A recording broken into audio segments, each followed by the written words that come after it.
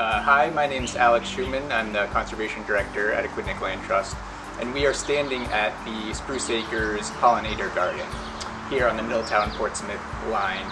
This property we bought 5 or 6 years ago. It's 23 acres, and since we bought it, we've been making a number of improvements. We have a trail system, we have a picnic area, and one of the goals of the property is to really showcase what folks can do on their own property and restore habitat.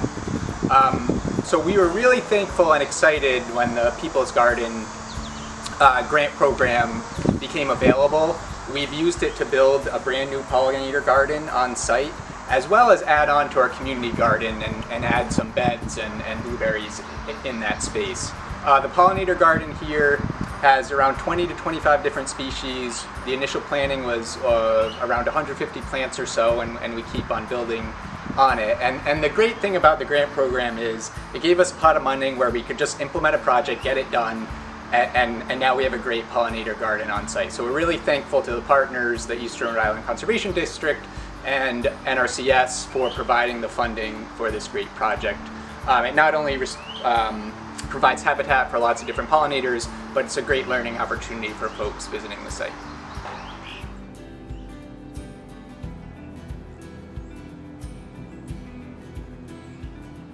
When it comes to maintaining the garden, we usually try to engage the community too. We'll try to have volunteer events to essentially weed the garden. We also try to combine that with outreach opportunities too. So a good example was this past March, people got to learn about different habitat features for pollinators. So we talked about how, you can have like logs and rocks around your garden, and how that's actually beneficial to like kind of keep your yard looking a little messy with like brush piles. Maybe have your lawn a little bit overgrown, use less fertilizer, less pesticides, and how we just talked about how that's good for pollinators. Just as important as the flowers is for them to have a place to live too. People can kind of take this garden, get ideas from it, and maybe implement that in their own backyard.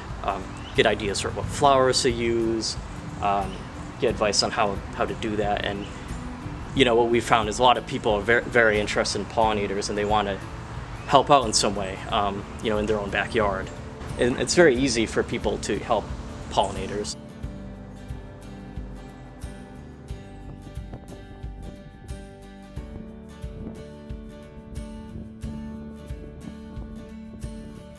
Hi, I'm Amanda Ward. I'm a volunteer here at Norman Bird Sanctuary, and in 2017 I volunteered to redo the Good Gardens.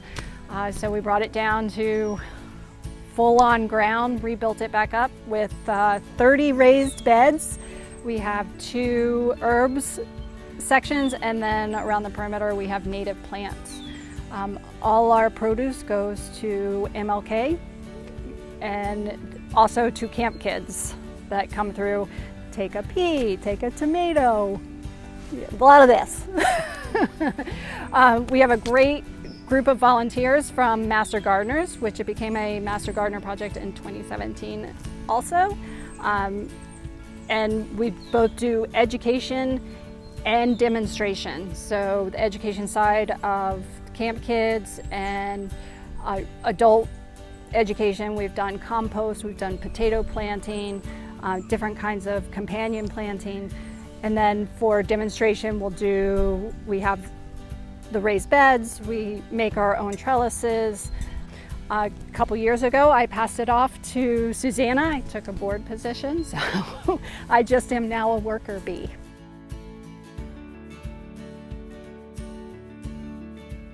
Through the funding that came through 2022, that's where we really added these components. This is a dedicated herb garden. There's over 30 varieties of herbs here, some edible flowers, and a lot of these are colonial.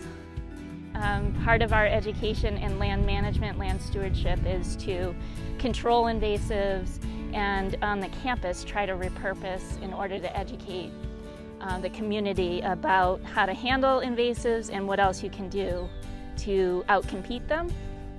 So that's how this all kind of took place through NRCS.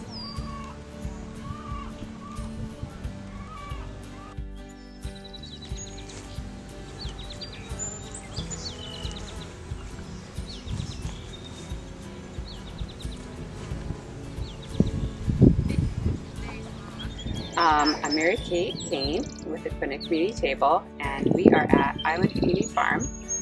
So this is the community garden portion of Island Community Farm. This whole 8-acre site is conserved by Quinnick Land Trust, and part of it is leased by Quinnick Community Table, and then we lease it out to about 40 community gardeners.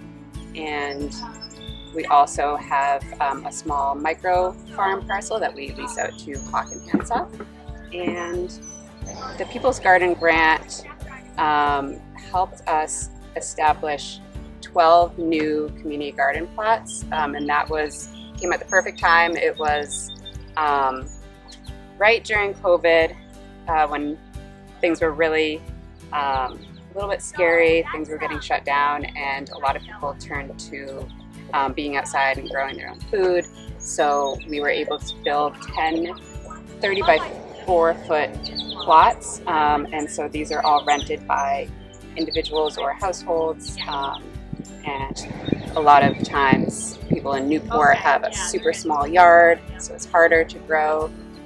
So having a place here to grow in a pretty large swath of land, and it's also just a really peaceful place to be as well. So this community garden project was made possible by the Eastern Rhode Island Conservation District, which connected us with People's Garden Grant funding through the USDA Natural Resources Conservation Service, and we are just so grateful to have had that opportunity, and we know that they are really looking out for people that are trying to grow food in sustainable ways, and yeah, it's cool to see it all come to fruition. So this is my 3rd year here. I started with a raised bed that's much smaller, and my husband has a 2nd bed. So between us, we have these 2 enormous beds, and we grow so much that we share with all our neighbors in Newport on the Point section. So I just love it here. First of all, I had another community garden, and they never provided water. So it was very hard to grow in the middle of August, and this year's been very rainy, but other years we have drought. So what I love about this, it's the solar powered pump, so there's always water for us. There's a hose, you can bring it all the way to the end of your bed. And you know, I try and water judiciously and not waste water, but still it just really helps to grow vegetables with water. Anyway, it's a beautiful place, it's so peaceful to be here. I come almost every day to water, but it's been raining. But we also just love to come and read and see other people, and there's a CSA here on Mondays and Wednesdays, and to just hear all the people come and be so appreciative of picking up their vegetables and talking to the Garmins. The Garmins are just wonderful. It's just a lovely place to be, and I'm so glad people are preserving these lands around the island, across the state. It really helps us.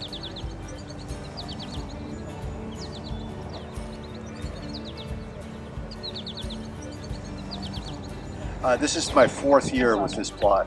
There was a lottery 4 years ago. They expanded the garden by 10 plots. And I won the lottery. Not quite the lottery I was hoping to win, but nevertheless I won the lottery. And been very enthusiastic about it. It's fabulous to have a plot this length. It's 30 feet long and 4 feet wide. The length is sort of indeterminate, but the width is critical because you need to be able to reach into the middle from either side to plant things and to weed and that sort of stuff. So that's why it's only 4 feet wide. But it's a wonderful plot. It's a fabulous location. I grow all kinds of different things here. I have various different beans, lima beans, green beans, lots of peppers and tomatoes, and it's just nice to have an abundance of fresh produce at home.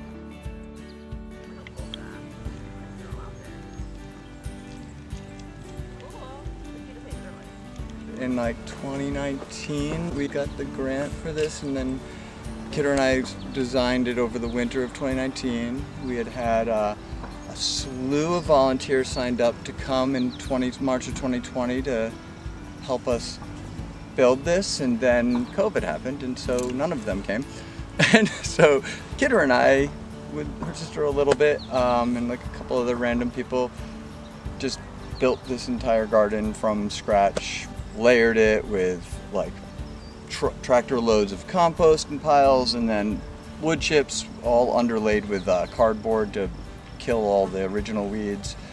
And then we'd ordered a bunch of plants. A lot of medicinal herbal plants are in here. Actually, the majority of them are either edible or medicinal. And obviously all native pollinators. There's probably a few that have snuck in that aren't native anymore, but they're still good and useful and not invasive.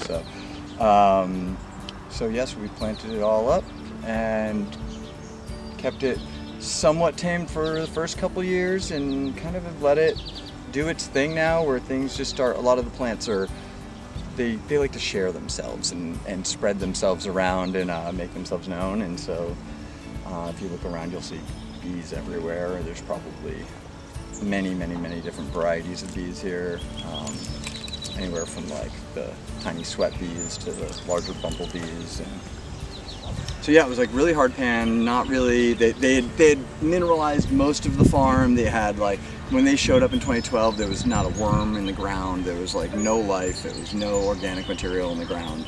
And now this farm is some of the best like soil around because of what has been happening from all the different people here, just like building the soil and everything.